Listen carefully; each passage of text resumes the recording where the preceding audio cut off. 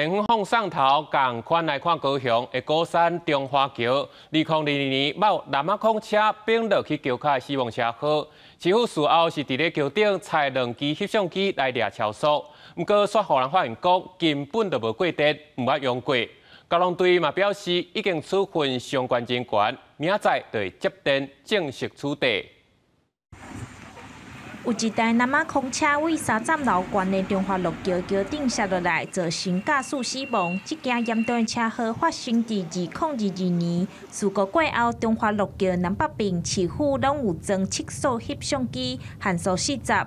不过，民众最近才发现，这个机器已经设一档5个月拢无接电。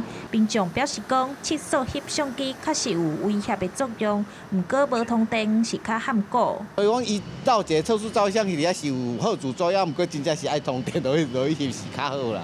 自动我会去减速，而且它路面也有那个凹凸不平的那一种不平的路，让我自动也会去减速。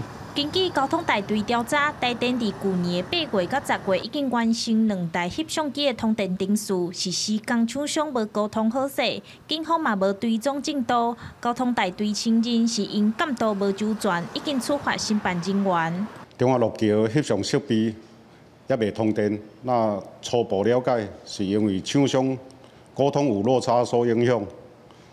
本大队监督不周，会检讨改进。交通大队表示讲，2022年事故了后，有伫涂骹未减速的测试飘散，到达车祸有降50%。